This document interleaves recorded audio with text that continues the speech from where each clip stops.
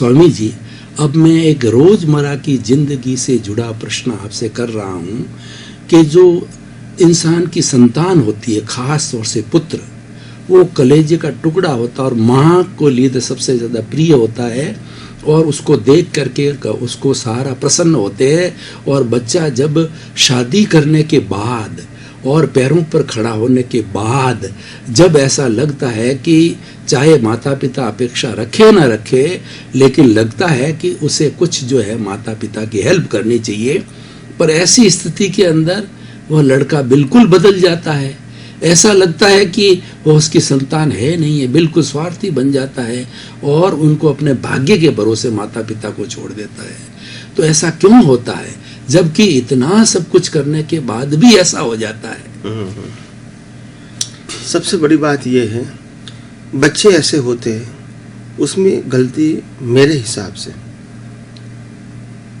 ये है, गलती बच्चे की नहीं होती है, गलती माँ बाप की होती है।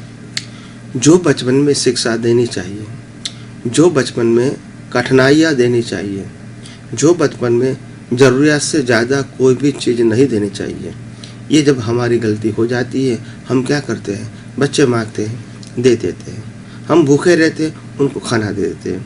हमारे पास पैसा कम भी होता है तो उधार लेके भी उनको हेल्प करते रहते हैं, यानी उनकी हर ख्वाहिश पूरी करने की बचपन में कोशिश करते हैं। उसका मतलब क्या होता है, बच्चे को लगता है कि जो भी मेरे को चाहिए वो मेरे को मिल जाता है। तो उनको दिक्कत क्या है, प्रैक्टिकल लाइफ क्या है, संघर्ष क्या है, वो समझ में नहीं आता है। और जब बड़ा होके पढ़ाई लिखाई करके जब पैसा कमाता है तो उनको लगता है कि पैसा कमाना तो आसान है, मगर उसको ये नहीं मालूम है कि हमारे माता पिता ने हमारे लिए कितना कष्ट उठाया है, कितनी मेहनत किया है, कितनी मजदूरी की है, तभी हमारी हर ख्वाहिश को पूरा कर सके। चाहे वो खेलने की है, चाहे वो पढ़ने की है, चाहे हमारे स्वास्थ्य की है, सब कुछ ख्वाहिश उन्होंने हमारी पूरी किया है, तभी हम इस स्टेज पर पहुंचे हैं। तो जीवन में संघर्ष होना बहुत आवश्यक है और बच्चे को छोटी उम्र से संघर्ष सिखवाओ। हर जरूरियात को पूरी मत करो, उनकी नेसेसिटी को पूरी करो और इनको ये समझाने की कोशिश करो कि आप 8 घंटा काम करोगे तभी आपको 50 रुपया मिलेगा, 100 रुपया मिलेगा। छोटा छोटा काम दो इनको, काम देने के बाद कहो मैं आपको 1 रुपया दूंगा, तो उसको पैसे की कीमत मालूम होगी।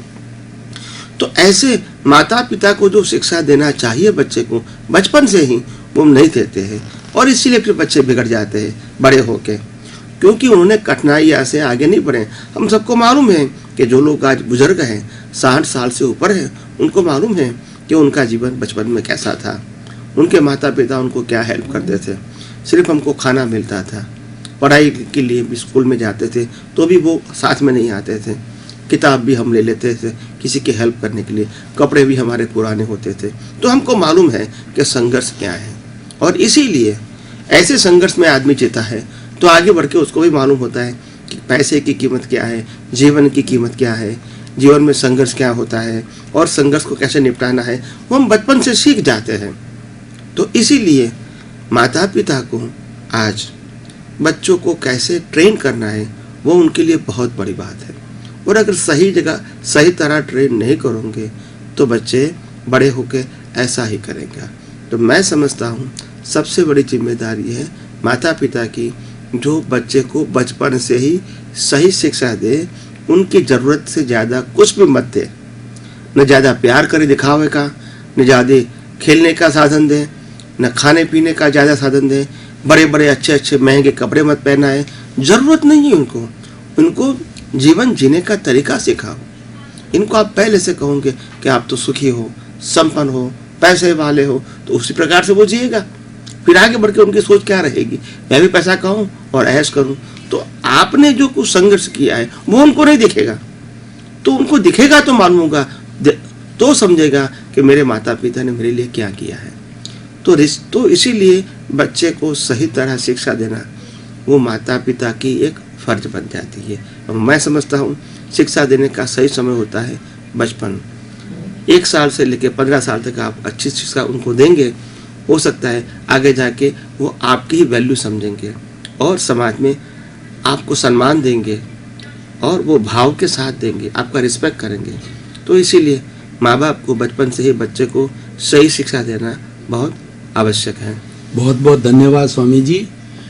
अब आज जो हमारे समाज में चल रहा है कि जैसे आपका जो मिशन है उसके केंद्र के अंदर कर्म बीज, कर्म फल और कर्म परिणाम है, उसके आधार पर सब कुछ हो रहा है। जो ज्योतिष है वह भी यही कहता है कि ग्रह, नक्षत्र और राशि के अनुरूप सारी चीजें होती है। तो कृपया ये बताइए कि ये दोनों के अंदर क्या तालमेल है, और जो लोग ज्योतिष के ऊपर जो ज़्यादा विश्वास करते हैं, क्या वो किया जाना चाहिए, वो सही है? थोड़ा सा खुलासा कीजिए। वैसे तो एस्ट्रोलॉजी शब्द बहुत बड़ा है और एस्ट्रोलॉजी से विश्वास रखने वाले लोग आज अनपढ़ लोग तो है ही, पढ़े लिखे लोग भी उनमें बहुत सारा विश्वास रखते हैं। और जब भी कोई दिक्कत आती है, जीवन में कुछ प्रॉब्लम आती है जो वो सॉल्व नहीं कर पाते हैं, तो वो ज्योतिष के पास जाता है और अपना प्रॉब्लम सॉल्व करवाने का कोशिश करता है, उनमें श्रद्धा और विश्वास रखता है। मगर वास्तव में ज्योतिष शास्त्र, एस्ट्रोलॉजी क्या है, वो हम सबको समझने की ज़रूरत है। वास्तव में ज्योतिष शास्त्र वो विद्या है, शास्त्र नहीं है। शास्त्र से पढ़ के कोई भी व्यक्ति 100% सही नहीं हो सकता है, अप्रोक्सीमेट बता सकता है। मगर ये विद्या है जिसको नेचुरल गिफ्ट मिली है, जो विद्या लेके ही आए तो उनको सब अपने आप दिखता है। आपका पूरा भविष्य बिना कुछ किताब के ज्ञान, बिना कुछ रेखाएं देखे भी वो बता सकते हैं, क्योंकि उनके पास विद्या है। विद्या का मतलब होता है नेचुरल गिफ्ट, वो लेके आए हैं। तो इसलिए वो नेचुरल गिफ्ट लेके आए हैं तो वो अपने आप बताएंगे। मगर वो कमर्शियल नहीं होंगे, क्योंकि वो पैसे से नहीं करते, उनको विद्या कुदरत ने दी है। वो इसलिए वो अगर बेचेंगे तो वो विद्या चली जाएगी। तो ज़्यादातर लोग तो एस्ट्रोलॉजर के पास जाते हैं, पैसा देते हैं और अपना काम करवाने की कोशिश करता है। तो वास्तव में एस्ट्रोलॉजी क्या है, मैं 4 सेंटेंस से आपको बताना चाहता हूँ। सबसे पहली बात है, एस्ट्रोलॉजी जो है वो विद्या है, शास्त्र नहीं है। और शास्त्र से 100% सही नहीं बता सकते हैं, अप्रोक्सीमेट बता सकते हैं। दूसरी बात है, अगर जिसके पास भी एस्ट्रोलॉजी की विद्या है वो भी आपका भविष्य बता सकते हैं, बदल नहीं सकते हैं। क्योंकि आपका जो भविष्य है, कैसा होने वाला है, क्या होने वाला है, वो सब उसको दिखता है। मगर उसका मतलब ये नहीं कि उनको बदल सकता है, क्योंकि आपका जीवन जैसा होने वाला है वही उनको दिखता है और वो कुदरत के हाथ में है, उनके हाथ में नहीं है। तो हो सकता है कि विषय थोड़ा गहरा है, हम समय की मर्यादा के अधीन अगले एपिसोड में उसकी ज़्यादा बात करेंगे। दर्शक, आप यहाँ हमारा एपिसोड देखने के लिए आप जिज्ञासा बनाए रखें और आगे भी हम उसकी कंटिन्यूस बात करेंगे।